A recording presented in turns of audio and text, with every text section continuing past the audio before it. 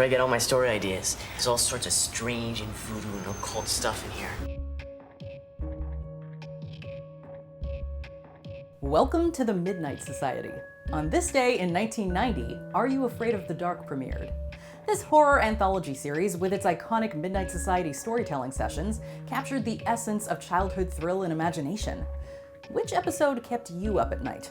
Let us know in the comments.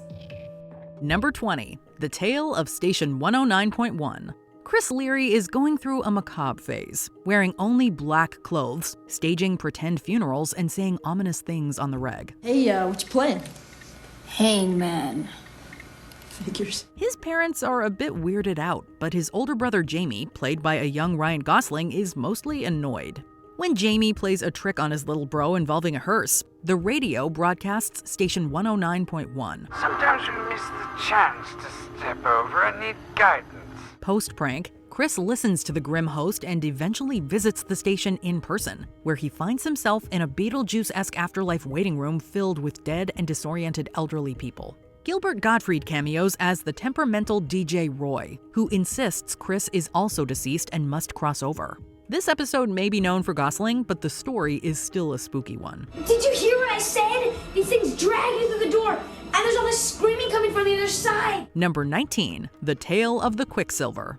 When the Johnston family moves into a new house, Aaron and his little brother Doug experience some haunted happenings in their shared bedroom. Hey, cut it out! It's not me! Dog!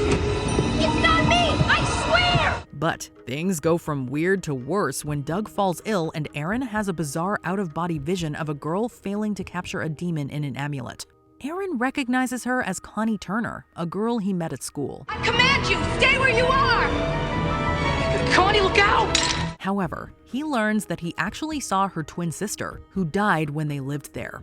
Aaron asks Connie to help him redo Laura's ritual to save his brother from meeting the same fate. My brother is sick, and I'm not going to let any ghost or whatever hurt him. With its focus on demon extraction and loving sibling relationships, The Tale of the Quicksilver is an interesting take on the classic haunted house story. Number 18, The Tale of the Twisted Claw. Originally airing as a Halloween special, this episode follows Kevin and Dougie as they wreak havoc in the neighborhood the night before All Hallows Eve.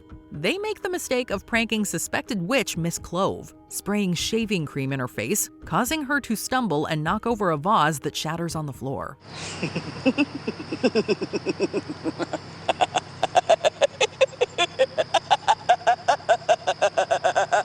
But the cackling Miss Clove gets her revenge the next night when the two boys have the audacity to trick or treat. She presents them with a wish-granting vulture's claw that brings Kevin and Dougie nothing but terror and misfortune all night. Every time we make a wish, something bad happens. Then do something! A wish granter here, he'd know what to do.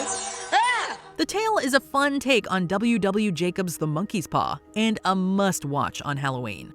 Number 17, The Tale of the Night Shift. After a full day of school, homework, and track practice, Amanda volunteers for the night shift at United Hospital. I'm sorry I'm late. I was Number just... 3 won't take his meds. His roomie's got a fever. Number 7's in pre-op for bright and early. And number 5 wants her mommy. The overachieving and overworked teenager stays booked and busy, much to Cullen's frustration. The two finally get the chance to spend some time together. Unfortunately, it's the same night an ancient vampire is on the loose. Under different guises, mainly new volunteer Margot, the inexplicably green-skinned vamp feasts on the hospital's blood supply, humans included. The recently drained staff and patients are left in a zombie-like state, except Felix, who is in the process of becoming a vampire. It's up to Amanda and Cullen to save everyone and defeat the immortal being. We're gonna go upstairs. I don't think so. We haven't been properly introduced yet. From the nearly empty hospital to the grotesque puncture wounds, this blood-sucking tale left us horrified. Number 16, The Tale of the Prom Queen. While on a ghost hunting mission in the cemetery, Greg and Jam meet and scare Dee Dee. They tell her the tragic story of Judy Larson and Ricky Mitchell, a young couple who died on prom night in 1956. Every year on prom night, the ghost of the girl comes back. According to local lore, Judy's spirit remains in the cemetery unable to rest. Intrigued, Dee Dee joins them on their ghostly investigation, going to the library for necessary paranormal research, and later suggests performing a seance under the bridge where Ricky presumably perished. But her enthusiasm is more than just morbid curiosity.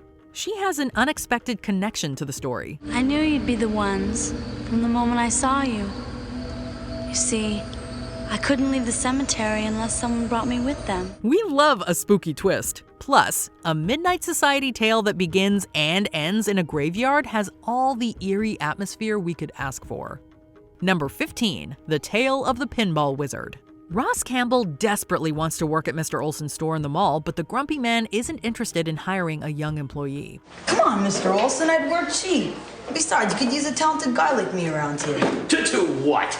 Play pinball all day? It's the only talent you've shown me. In trying to prove he's worthy of the job, Ross offers to watch the store during Olson's lunch break. Within minutes, he does exactly what he was just told not to do and starts playing pinball. But soon, he finds himself inside of the game, except it looks like an empty mall. To collect the special items and save Princess Sophie, Ross goes up against a cackling witch, a genuinely terrifying executioner, and an evil sheriff. Shouldn't play the game, boy, unless you know the rules. The episode's excellent foreshadowing and unsettling premise make for a fun cautionary tale, and it reminds us that not all stories have a happy ending. Number 14, The Tale of the Dream Girl. Erica and her brother Johnny are very close and even work together at a bowling alley. Yeah, perfect. As usual. Aside from his sister, no one talks to Johnny, and his manager certainly does not acknowledge his hard work.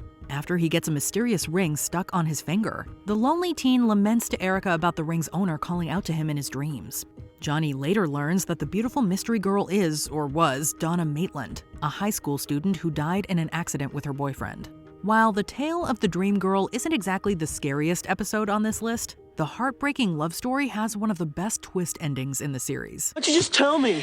Because you didn't remember. You just came back from the accident and acted as if nothing had happened.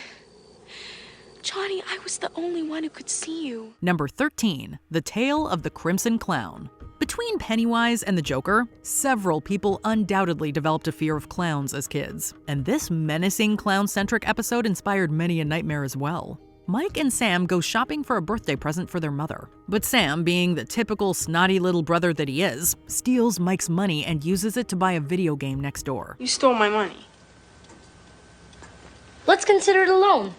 Sam, that money was for Mom's birthday gift. Mike is upset that he can't get anything for his mom and decides to scare Sam for being selfish, warning him that the terrifying Crimson Clown comes for bad kids like him. Sam soon regrets his devious actions when the titular clown threatens him.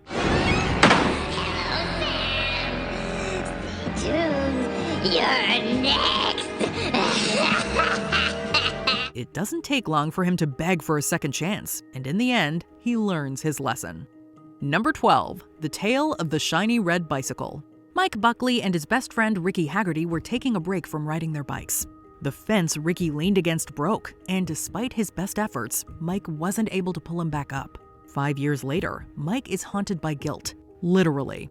When he starts seeing visions of Ricky and his red bicycle, everyone thinks Mike is sleep-deprived. I'm gonna let you go home early today. I think you don't feel well because of these nightmares and lack of sleep. However, Ricky's spectral presence gives him a chance at redemption and is instrumental in Mike saving his brother Leo from drowning in the same river. Some of the scariest stories involve monsters and magic, but The Tale of the Shiny Red Bicycle proves there's nothing more horrifying than dealing with real-life trauma.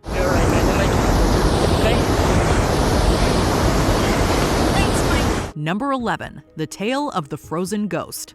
Are You Afraid of the Dark loves a ghost story, and The Tale of the Frozen Ghost is one of the show's most chilling, pun intended. Charles and his babysitter Daphne, played by Melissa Joan Hart, go to visit his Aunt Greta and Aunt Maylene. Little Charlie? Oh, is that our little Charlie? I don't believe it. We haven't seen you since you're a baby. You've grown. The two immediately get eerie vibes, but chalk it up to them just being weird old ladies living in a spooky old house. Unsurprisingly, the grounds are haunted, but the spirit isn't evil. Charles hears the boy before he sees him, only repeating 2 words. Creepy kids and whispering ghosts are each scary in their own right, But put those two things together, plus the tragic story of a boy dying from hypothermia, and we are sure to get nightmares. Of course! It's the latch for the stovepipe. That's why it never worked properly. Number 10, The Tale of the Dark Music. After his mother inherited a house from her uncle, Andy, his mom, and his annoying little sister move in. He hopes that things will be better for them in the new town, but soon he runs afoul of the local meanie while out on his paper route. The jerk tells him that everyone was happy when his great-uncle died, and that he happened to be a creep and a lunatic. Look, everybody was glad when your nutbag uncle kicked, then you had to show up. Hey, I never even met the guy! The episode works on the creep factor for sure, with Andy slowly uncovering what else his great-uncle left to his family. Hello, Andy. Come on in. The kicker comes at the end, when Andy, who we've been rooting for, shows himself to be perhaps more sinister than we thought. It's yours, Andy. I'll give you anything you want. Number 9, The Tale of the Silver Sight. It's cool. I'm Tucker's brother. I used to run these meetings. After a hiatus of a few years, the members of the Midnight Society grew up and changed. This very meta series of episodes, which we count as one episode, sees the return of Gary, the beloved original president and most iconic member of the Campfire Horror Stories Club, and his brother, Tucker. The beginning of the final season kicked off with this three-parter, as Gary and Tucker tracked down an evil object connected with the death of their grandfather. He climbed up to fix a cable, slipped, and he fell. Not only do the episodes provide an original origin story, but bringing back the familiar faces makes them some of the most memorable episodes from the end of the series. It's like the more people who touch it, the more it responds. Number 8, The Tale of Watcher's Woods. I'm Sarah. It's my first time here. I'm thrilled. At Camp Grindlestone, Sarah and Kelly seem to be very different. Where Sarah wants to earn every badge she can, Kelly could not care less. It's a normal camp, except for the warning, never enter Watcher's Woods, ever. Apparently, 75 years earlier, 3 girls went missing, and they weren't the only ones. On an orienteering trip, Kelly and Sarah are partnered up. They get lost and come across an old campsite, home to 3 old hags, the girls who went missing. It took us 75 years, but finally we've got you. Trapped in the Watcher's Woods, they think Kelly is the girl who stole their whistles and got them lost, and they want revenge. Watcher's Woods is a ghost, witch, and classic camp story rolled into one. Number 7, The Tale of the Dollmaker. Susan Henderson, remember? We hung out all the time. Melissa loves to visit her aunt and uncle each year, mostly because her best friend Susan lives next door. But one day when she shows up, she's dismayed to learn that Susan went missing, and her distraught parents moved, leaving the house abandoned. When Melissa thinks she sees Susan in the attic of the house next door, she goes to investigate. Locating a small door in the back of the attic, she thinks she's found her friend, but she's changed. Susan, you're going the wrong way! Melissa? Trapped in the dollhouse, Melissa realizes that she is changing too. With its dizzying shifts in reality, this one is not only creepy, but also mind-bending. My hands. There's gotta be another way out of here. Number 6, The Tale of the Midnight Madness. Who doesn't love a scary movie? The Rialto Theater is a classic old movie house and plays exclusively old classic movies. But charming as it is, with no one showing up, they'll have to close up shop for good. Enter Dr. Vink, one of the show's only recurring characters. Who are you? Vink's the name. Dr. Vink. He says he has a movie that will really bring life to the old place. And for a while it does. The old vampire flick with a twist is a huge hit. However, the two ushers slowly learn that there's something not quite right about the film, or the bargain they made, and that the scary movie is more lifelike than they had imagined.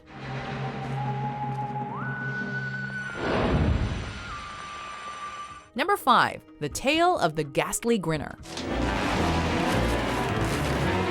Ethan is a young comic book artist just getting his start. His parents don't believe in him, but with some encouragement from the girl at the comic book store, he decides to give it a real shot. She shows him a comic that was apparently too scary for the creator to finish, and gives it to him as a gift. Word to the wise, if your comics get wet, don't microwave them. It's just a fire hazard. Mom, the kitchen just blew up. Worse for Ethan, he unwittingly releases the Grinner, who turns his victims into blue goo-drooling idiots. It may not sound like it, but this one falls into the category of indescribably scary for the kids who saw it. Number 4, The Tale of Laughing in the Dark. And he's in there, all right. Just waiting. The second episode of the series brought out that perennial terror, clowns. A couple of kids visit an amusement park and come across an old spook house laughing in the dark. They learn of its dark past. In 1924, a clown tried to steal the payroll, got trapped inside, and burned to death when it caught fire. Zebo, the clown, was said to haunt it still. On a dare, one of the boys, Josh, steals the nose of the clown figure inside. Soon afterwards, he's plagued by strange noises, smells, and calls. Cautioned by an unseen force to give it back. We sure weren't laughing by the end of this one. If you don't give it back, I'll come up and get it. Number 3, The Tale of the 13th Floor. Be careful now. Remember what happened to the last people who lived up here? Billy and Karen like to play on the 13th floor, the unoccupied space in the apartment building having become their arena. Karen wishes she were as good at sports as Billy, but as she's adopted, blames her genetics for her lack of skills. One day, they find that the floor has been taken over by a bunch of strange people, and Karen begins to have bizarre dreams that her television is talking to her. It wouldn't be the same without you. Say you'll come. The scares in this one seem to be up front, as the people on the 13th floor turn out not to be people at all. But it's the twist at the very end that really gives this one impact. What you talking about? Is this a joke or what? Number 2, The Tale of the Lonely Ghost. Beth, lovey, your cousin Amanda's here. Amanda just wants to be friends with her mean cousin Beth, but her snob of a relative will only let her hang out if she cleans her room and spends a night in the haunted house. You can't come unless you go through the initiation. The night in the haunted house? You got it. Tomorrow night. She tells her how next door, a little girl who was deaf starved to death years earlier when some girls locked her in a room, and unable to call for help, she died. What was that? In the house, Amanda hears scratching, only to find the ghost, who has scrawled "help me" backwards all over the walls of the room she was trapped in. Subtle and atmospheric, this episode helped to launch the program, establishing it as one of the most haunting shows on TV. Help! Someone let me out! Let me alone! Number 1, The Tale of the Dead Man's Float. Hi, Clarice. You're on the swim team, right?